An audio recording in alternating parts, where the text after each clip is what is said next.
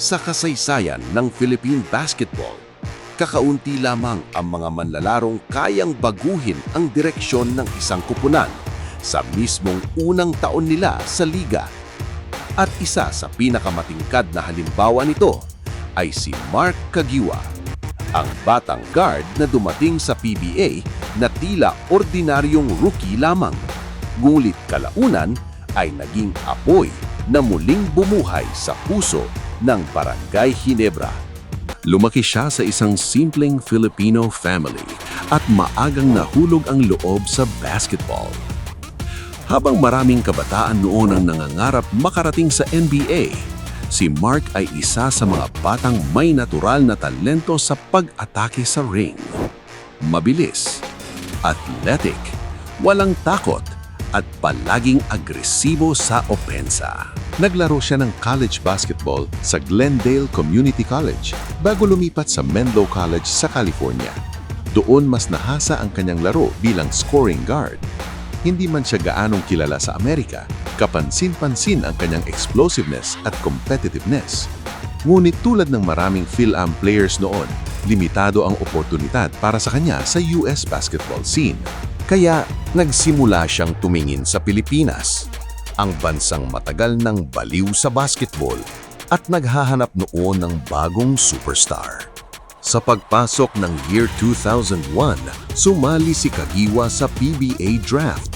Marami ang nakakita ng potensyal sa kanyang athleticism pero kakaunti lamang ang tunay na nakakaalam kung gaano kalaki ang magiging epekto niya sa liga. Sa draft na iyon, pinili siya ng Barangay Ginebra San Miguel bilang 3rd overall pick. At doon, nagsimula ang alamat. Noong rookie season niya, hindi pa siya inaasahang magiging mukha ng kupunan. Ang plano noon ay maging support lamang siya sa mga veterano tulad ni Nav Milaces at Eric Menk. Ngunit habang tumatakbo ang season, unti-unting nagbago ang lahat. Sa bawat minutong ibinibigay sa kanya, tila may kaibang enerhiya siyang dala. Kapag pumapasok siya sa court, bumibilis ang laro ng Ginebra. Nagigising ang crowd. Nagkakaroon ng momentum ang kupunan. Hindi siya simpleng scorer ng isa siyang walking explosion. Ang rookie na si Mark Caguioa ay may killer crossover, napakabilis na unang hakbang, at fearless drives kahit napapalibutan ng mas malalaking depensa. Hindi siya takot sumugod sa ilalim kahit may naghihintay na sentro. Hindi siya umatras sa pressure at higit sa lahat, marunong siyang gumawa ng puntos sa pinakamahihirap na sitwasyon. Sa rookie year pa lamang, agad siyang nagtala ng almost 17 points per game. Napakataas para sa isang baguhan noong panahong dominated pa ng mga veteranong stars ang liga. Ngunit higit pa sa statistics, ang talagang nagpabago sa kanyang imahe ay ang excitement na dala niya sa bawat laro. Tuwing hahawak siya ng bola, may pakiramdam ang crowd na may mangyayaring espesyal. At doon isinilang ang bansag na The Spark. Tinawag siyang ganon dahil siya ang nagsisindi ng apoy ng Ginebra sa tuwing tila nawawala na ng buhay ang kupunan.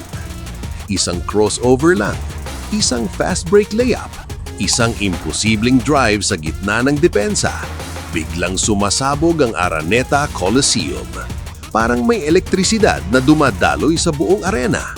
Hindi lamang siya scorer. Siya ang energy source ng team. Siya ang spark plug ng Ginebra. At sa panahong iyon, napakahalaga ng kanyang pagdating. Katatapos lamang ng makasaysayang era ni Robert Jaworski bilang player coach ng Ginebra. Maraming fans ang naghahanap ng bagong leader at bagong simbolo ng never say die spirit. At biglang dumating ang batang Phil-Am na walang takot, laging agresibo at handang akuin ang spotlight. Mabilis siyang naging crowd favorite. Noong year 2001, naging PBA Rookie of the Year siya at agad ding naging All-Star. Sa kanyang unang taon pa lamang, tinulungan niya ang Ginebra na makarating sa All-Filipino Cup Finals. At kahit hindi pa siya ganap na superstar noon, malinaw na sa lahat na may bagong mukha ang liga. Habang lumilipas ang mga taon, lalo pang lumakas si Kagiwa. Naging multiple time scoring champion siya. Naging MVP noong year 2012. Umabot sa more than 10,000 career points at naging isa sa pinaka-importanting players sa modern history ng Ginebra. Pero para sa maraming basketball fans, may kakaibang mahika ang rookie version ni Mark Kagiwa. Dahil iyon ang panahon na parang walang preno ang kanyang laro. Punong-puno ng bilis, tapang at swagger. Ang bawat atake niya sa ring ay parang mensahe sa buong PBA na may bagong bituin ng sumisikat. At hanggang ngayon, kapag pinag-uusapan ng pinaka-explosive at pinaka-exciting na rookie sa kasaysayan ng PBA, isa sa unang pumapasok sa isip ng maraming Pilipino ay si Mark "The Spark" Kagiwa, ang batang galing California na minsang hindi gaanong kilala. Ngunit pagdating sa Pilipinas, naging apoy na muling nagsindi sa puso ng Barangay Ginebra at sa milyong-milyong fans nito.